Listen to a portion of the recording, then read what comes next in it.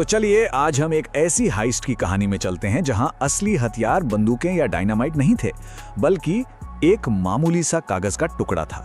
कभी सोचा है कि दुनिया के सबसे सिक्योर, सबसे मजबूत एयरपोर्ट्स में से एक से लाखों का सोना कैसे चोरी हो सकता है? वेल, अप्रैल 2023 में टोरंटो पियर्सन एयरपोर्ट पर बिल्कुल यही हुआ।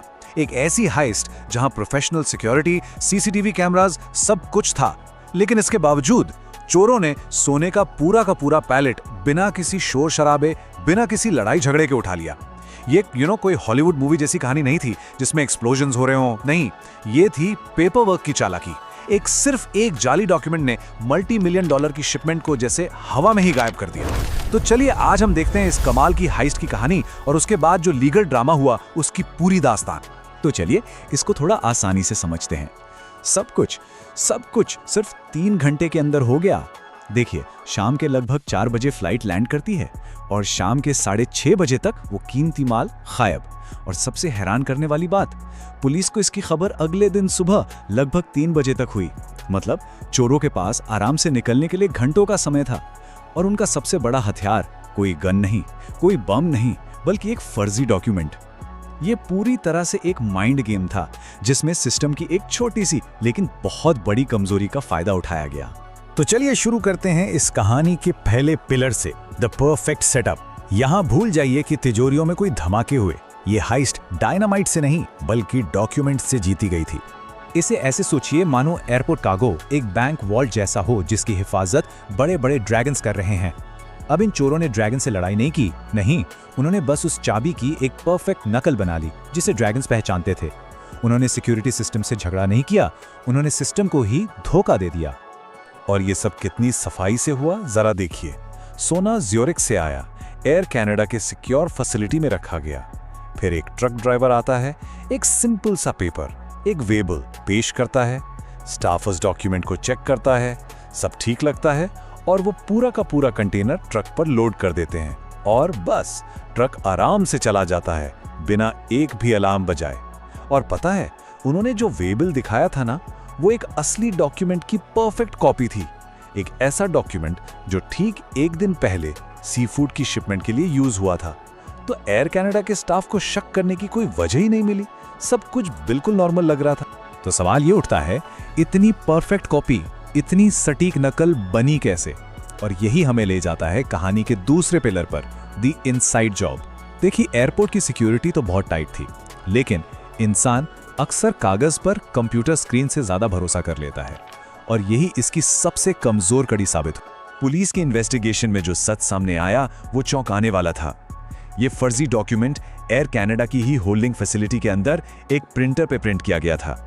मतलब सोचिए, एक किले के गार्ड आईडी कार्ड चेक कर रहे हैं और चोर दीवारें फाड़ने की जगह सीधा गार्ड रूम के अंदर से ही एक परफेक्ट नकली आईडी प्रिंट कर लेते हैं। बिल्कुल यही हुआ, ये काम अंदर से ही हुआ था। इस पूरी इन्वेस्टिगेशन को नाम दिया गया प्रोजेक्ट 24K और इसने एक बहुत बड़ी साजिश का पर्दाफाश किया। ये सिर्फ एक मामूली चोरी नहीं थी, इसमें एयर कनाडा के एम्प्लॉइज, हत्ता कि एक मैनेजर भी शामिल था, वही मैनेजर जिसने पुलिस को फैसिलिटी का टूर दिया था। इसके अलावा एक ट्रक ड्राइवर, एक ज्वेलरी स्टोर का मालिक, पूरा नेटवर्क था। और बात सिर्फ सोने की नहीं थी, पता चला कि इस चोरी किए गए सोने को पिघलाकर उससे बॉर्डर पार इलीगल हथियारों की तस्करी की जा रही थी। मतलब ये एक सिंपल थेफ्ट से एक इंटरनेशनल क्राइम प्लॉट बन चुका था। और अब आते हैं इस कहानी के सबसे दिलचस्प तीसरे पिलर पर, क्योंकि असली ड्रामा तो गिरफ्तारियों के बाद शुरू हुआ और ये लड़ाई अब कार्गो फैसिलिटी में नहीं बल्कि कोर्ट रूम में लड़ी जानी थी। ये लड़ाई सोने या बंदूकों की नहीं थी, बल्कि अंतर्राष्ट्रीय कानून और लीगल चेस मैच की थी। तो हुआ ये कि ब्रिंक्स, वो सिक्योरिटी कंपनी जिसका ये सारा सोना था, उन्होंने अपने $20 मिलियन वसूलने के लिए एयर कनाडा पर केस कर दिया। उनका कहना साफ था, आपकी लापरवाही से हमारा सोना चोरी हुआ, अब आप इसकी भरपाई करें। लेकिन एयर कनाडा के पास एक बहुत ही मजबूत लीगल शील्ड था और एयर कनाडा का ये लीगल हथियार था मॉन्ट्रियल कन्वेंशन। ये एक इंटरनेशनल ट्रीटी है, एक अंतर्राष्ट्रीय कानून जो एयरलाइंस की लायबिलिटी को गवर्न करता है। आसान भाषा में ये कानून कहता है कि अगर फ्लाइट में कोई सामान खो जाए तो एयरलाइन की जिम्मेदारी एक लिमिट तक ही होती है, उसके वजन के हिसाब से। हाँ, अगर आपने सामान की पूरी कीमत डिक्लेयर करके एक्स्ट्रा फीस दी हो तब बात अलग। और यहीं पर कहानी में सबसे बड़ा ट्विस्ट आता है। जो ऑफिशियल शिपिंग डॉक्यूमेंट था उस पर ये 3 छोटे से अक्षर लिखे थे, NVD, यानी नो वैल्यू डिक्लेयर्ड। इसका सीधा सा मतलब ये था कि ब्रिंक्स ने शायद थोड़ी एक्स्ट्रा फीस बचाने के चक्कर में एयर कनाडा को ये बताया ही नहीं था कि इस शिपमेंट की असली कीमत क्या है। तो इसका अंजाम क्या हुआ? बिल्कुल चौंकाने वाला। कोर्ट ने फैसला सुनाया कि क्योंकि ब्रिंक्स ने NVD यानी नो वैल्यू डिक्लेयर्ड चुना था, इसीलिए मॉन्ट्रियल कन्वेंशन के हिसाब से एयर कनाडा की जिम्मेदारी $20 मिलियन की नहीं, बल्कि सिर्फ वजन के आधार पर लगभग $18,000 की थी। सोचिए, $20 मिलियन के बदले सिर्फ 18,000।